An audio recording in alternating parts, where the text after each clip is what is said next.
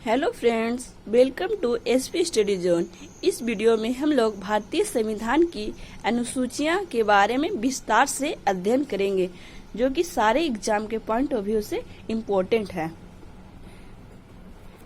वर्तमान में भारत में कितनी अनुसूचियां हैं? तो वर्तमान में भारत में 12 अनुसूचियां हैं, लेकिन मूल संविधान में भारत में 8 अनुसूचियां थी। कितनी अनुसूचियां थी?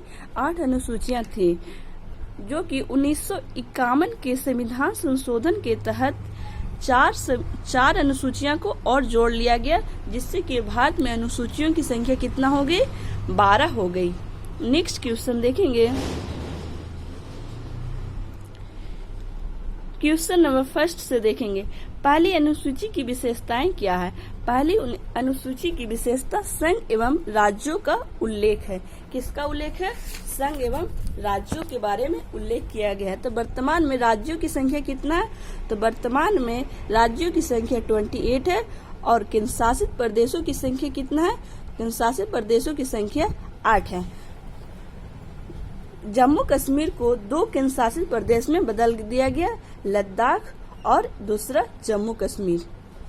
क्वेश्चन नंबर 2 देखेंगे। दूसरी अनुसूची की विशेषताएं क्या है? दूसरी अनुसूची की विशेषताएं राष्ट्रपति, उपराष्ट्रपति, राज्यपाल, लोकसभा, विधानसभा, उच्चतम न्यायालय, उच्च न्यायालय के न्यायाधीशों के वेतन एवं पेंशन इत्यादि का उल्लेख किया गया है दूसरी अनुसूची में। किस चीज का? राष्ट्रपति, उपराष्ट्रपति, राज्यपाल, लोकसभा, विधानसभा, उच्चतम न्यायालय, उच्च न्यायालय के वेतन एवं पेंशन का उल्लेख किया गया है दूसरी अनुसूची में। Question number 3। तीसरी अनुसूची की विशेषताएं क्या है? तीसरी अनुसूची की विशेषताएं व्यवस्थापिका के सदस्य, मंत्री, राष्ट्रपति, उपराष्ट्रपति, न्यायाधीशों के द्वारा लिए जाने वाला शपथ, पद ग्रहण के समय जो शपथ लिया जाता है उसका उल्लेख तीसरी अनुसूची में किया गया है। Question number 4। चौथी अनुसूचियां की क्या विशेषता है? चौथी अनुसूची की विशेषता राज्यसभा में विभिन्न राज्यों एवं केंद्रशासित प्रदेशों के स्थानों का आवंटन का उल्लेख किया गया है। चौथी अनुसूची में किस चीज का उल्लेख है? तो राज्यसभा में विभिन्न राज्यों एवं केंद्रशासित प्रदेशों के स्थानों का आवंटन का उल्लेख किया गया है। पांचवी अनुसूची की क्या विशेषता है? पांचवी अनुसूची की विशेषता अनुसूचित क्षेत्र और अनुसूचित जनजातियों का प्रशासन का उल्लेख किया गया। किसका? अनुसूचित क्षेत्रों और अनुसूचित जनजातियों के प्रशासन का उल्लेख किया गया। छठी अनुसूची की क्या विशेषता है? छठी अनुसूची की विशेषता असम, मेघालय, त्रिपुरा एवं मिजोरम राज्यों के जनजातीय क्षेत्रों के प्रशासन का उल्लेख किया गया है। किस क्षेत्र का? जनजातीय क्षेत्रों के प्रशासन का उल्लेख किया गया। ये क्षेत्रों के प्रशासन का उल्लेख किया गया छठी अनुसूची में। किस किस राज्य का? तो असम, मेघालय, त्रिपुरा और मिजोरम का। नेक्स्ट क्वेश्चन देखेंगे। सातवीं अनुसूची में किसकी विशेषता है? सातवीं अनुसूची में संघ सूची, राज्य सूची और समवर्ती सूची का विशेषताएं के बारे में बताया गया है। संघ सूची इस सूची के विषय में रक्षा, विदेश संबंध, सशस्त्र बल, रेलवे, विदेशी कर्ज, नागरिकता, सीमा शुल्क इत्यादि को रखा गया है।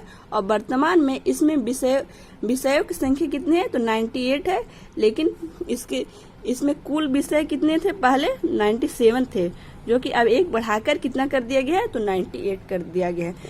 राज्य सूची की क्या क्या विशेषता है? तो राज्य सूची के अंतर्गत स्थानीय शासन, कृषि, पुलिस, जेल, लोक व्यवस्था, सड़क, पुलिस, बिक्री कर इत्यादि को रखा गया है। और इसके अंतर्गत कुल 66 विषय थे। कितने थे? 66 विषय थे, लेकिन वर्तमान में कितना है? 61 विषय है। समवर्ती सूची का क्या उल्लेख किया गया संविधान में? समवर्ती सूची के अंतर्गत राज्य सूची और इस सूची के अंतर्गत केंद्र और राज्य सरकार दोनों ही मिलकर कानून बनाते हैं। किसमें? समवर्ती सूची में केंद्र और राज्य दोनों मिलकर कानून बनाते हैं। इसमें क्या क्या रखा गया है? तो इसमें दंड प्रक्रिया के बारे में रखा गया है। विवाह विच्छेद, शिक्षा और सामाजिक सुरक्षा इत्यादि को समवर्ती सूची में रखा गया है। वर्तमान में इसके में विषयों की संख्या कितना है? तो वर्तमान में 52 विषय है। कितने? 52 विषय है, लेकिन संविधान निर्माण के समय कितने विषय थे? तो 47 विषय थे। संविधान के निर्माण के समय। नेक्स्ट क्वेश्चन देखेंगे 8वीं अनुसूची। इस अनुसूची की क्या विशेषता है?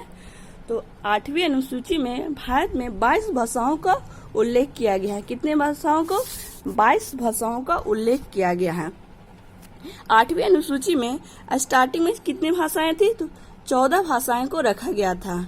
और 1967 कब? 1967 ईस्वी में सिंधु को जोड़ा गया था। कौन सी भाषा को? सिंधी भाषा को जोड़ा गया था 1967 में। 1952 में किस भाषा को जोड़ा गया था? तो 1952 में कोंकणी, मणिपुरी और नेपाली को जोड़ा गया था। किस किस को? कोंकणी, मणिपुरी और नेपाली को 1952 में जोड़ा गया था। और 2004 में 52वां संविधान संशोधन के तहत मैथिली, संथाली, डोगरी और बोडो को जोड़ा गया था। किस किस को? मैथिली, संथाली, डोगरी और बोडो। डोगरी और बोडो को 2004 में 52वां संविधान संशोधन के तहत जोड़ा गया था। नेक्स्ट क्वेश्चन, 9वीं अनुसूची की विशेषताएं क्या है? 9वीं अनुसूची की विशेषता भूमि सुधार से संबंधित है। किससे संबंधित है? तो भूमि सुधार से संबंधित है। 10वीं अनुसूची इसमें दल बदल का उल्लेख किया गया है। किसका उल्लेख किया गया? दल बदल का उल्लेख किया गया है। इस 1985 ईस्वी में संविधान में 52वां संविधान संशोधन के तहत 10वीं अनुसूची को जोड़ा गया था। कौन सा संविधान संशोधन? तो 52वां संविधान संशोधन के तहत दल बदल को 10वीं अनुसूची में जोड़ा गया था। नेक्स्ट क्वेश्चन, 11वीं अनुसूची की विशेषताएं। 11वीं अनुसूची की क्या विशेषता है? तो यह पंचायती राज से संबंधित है। किससे संबंधित है? पंचायती राज से संबंधित है। 1993 में कब? 1993 में 73वें संविधान संशोधन। कौन सा संविधान संशोधन? 73वें संविधान संशोधन के तहत पंचायती राज व्यवस्था को संविधान में जोड़ा गया था। कौन सा संविधान संशोधन के तहत? तो 73वें संविधान संशोधन। और कब जोड़ा गया था? तो 1993 में पंचायती राज को जोड़ा गया था। नेक्स्ट क्वेश्चन, 12वीं अनुसूची की क्या विशेषता है? 12वीं अनुसूची की विशेषताएं, इस अनुसूची में नगर पालिका से संबंधित है और इसमें क्या शहरी क्षेत्रों के शासन और प्रशासन एवं संवैधानिक दर्जा का इसमें उल्लेख किया गया है। इस अनुसूची को कब जोड़ा गया था? तो इसे भी 1993 में जोड़ा गया था, लेकिन 74वां संविधान संशोधन के तहत जोड़ा गया था। कौन सा संविधान संशोधन? तो 74वां संविधान संशोधन के तहत 12वीं अनुसूची को जोड़ा गया था। यह शहरों के विकास से संबंधित है और यह नगर पालिका से संबंधित है। किससे? नगर पालिका से संबंधित है। इस वीडियो में हमने भारतीय संविधान की अनुसूचियां के बारे में विस्तार से आपको बताएं।